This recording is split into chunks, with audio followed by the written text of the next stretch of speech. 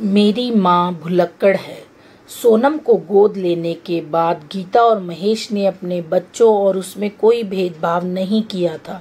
फिर ऐसा क्या हुआ कि सोनम के मन में परायपन का भूत हावी होने लगा। अरे बेटा, थोड़ा आराम से चल, बच्चे को मैराथन में दाखिल नहीं कराना है। गीता अपनी गर्भवती बेटी सोनम को टोकते हुए बोली। हाँ माँ, ऑफिस के लिए लेट हो रही हूँ, कहते हुए सोनम निकल गई। गीता और महेश ने सोनम को गोद लिया था। गीता एक टीचर थी। लगभग 20 साल पहले सड़क पर एक 5 से 6 साल की लड़की को भटकते हुए गीता ने देखा। उसने उस बच्ची से उसके माँ बाप के बारे में पूछा तो वह कुछ बता ना सकी। पुलिस में शिकायत दर्ज कराने के बाद गीता उस बच्ची को अपने घर ले आई। लगभग 6 महीने तक इंतजार करने के बाद भी पुलिस उसके माँ बाप को ना ढूंढ सकी, जिसके बाद गीता और महेश ने सभी प्रक्रियाओं को पूरा कर उसे गोद ले लिया। सोनम के बाद गीता और महेश को 2 बच्चे और हुए, रोहित और अर्चना। गीता और महेश ने कभी भी सोनम और अपने दोनों बच्चों में भेदभाव नहीं किया। वे तीनों बच्चों को एक जैसा ही प्यार दुलार देते थे।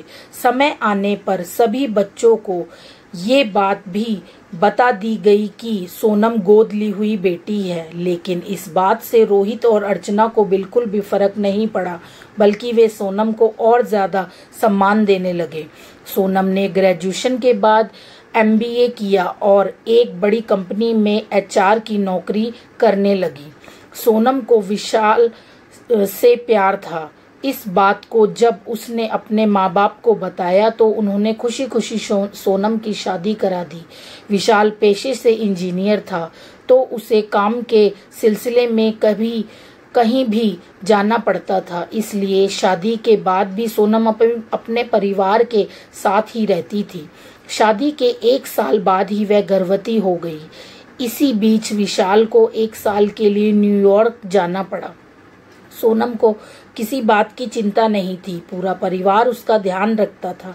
एक दिन अर्चना सोनम के पास आकर कहने लगी, दीदी आज मैं बहुत खुश हूँ, मैं इंजीनियरिंग करने के लिए हार्वर्ड यूनिवर्सिटी जा रही हूँ। सोनम ये बात सुनकर खुश तो हुई, लेकिन अचानक से उसके अतीत ने उसे कचोटना शुरू कर दिया। वह मन ही मन सोचने लगी कि मेरा भी तो मन था विदेश जाकर पढ़ने का, लेकिन उस वक्त माँ पापा ने मना कर दिया। आखिर अपना खून है तो जाने ही देंगे ना। सोनम को अचानक से परायपन महसूस होने लगा। उसे समझ नहीं आ रहा था कि वह क्या करे। जिस वक्त गीता और महेश ने सोनम को मना किया था, उस वक्त उनकी आर्थिक स्थिति इतनी ठीक नहीं थी, लेकिन इस बात को सोनम समझ ही नहीं पाई। सोनम ने अगले दिन माँ से बेरुखी से कहा कि विशाल आ रहे हैं मुझे लेने, अब मैं उनके ही साथ जाकर रहूंगी। गीता को ये बात कुछ समझ में नहीं आई। वह जब तक सोनम से इसका मतलब पूछती तब तक वह ऑफिस के लिए जा चुकी थी। सोनम अपने ऑफिस पहुंची ही थी कि सीढ़ियों पर चढ़ते समय उसका पैर डगमगा गया और वह पेट के बल गिर पड़ी। सोनम की आंखें हॉस्पिटल के बेड पर खुली। उसने अपने पेट पर हाथ फेरा तो आंखों से आंसू आ गए। उसे अपने बच्चे की चिंता हुई। दरवाजे पर देखा तो शीशे के उस तरफ माँ और विशाल का चेहरा दिखाई दे रहा था। बधाई हो, आपको प्यारी सी बेटी हुई है, नर्स ने बच्ची को सोनम के पास रखते हुए कहा। अपनी बच्ची को देखकर सोनम की जान में जान आई।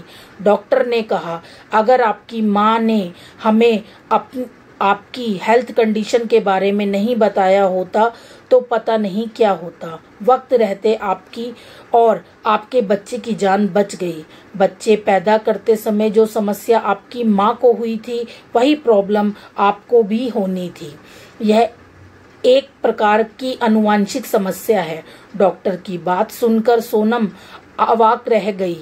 वह सोचने लगी कि मैं तो गोद ली हुई बेटी हूँ, तो माँ को कैसे पता कि मेरी हेल्थ कंडीशन क्या है। शायद माँ को याद ही नहीं रहा कि मैं उनकी गोद ली हुई अनोखी बेटी हूँ। मेरी माँ भुलक्कड़ है। इसके बाद से सोनम ने कभी भी खुद पर परायपन का भूत हावी नहीं होने दिया।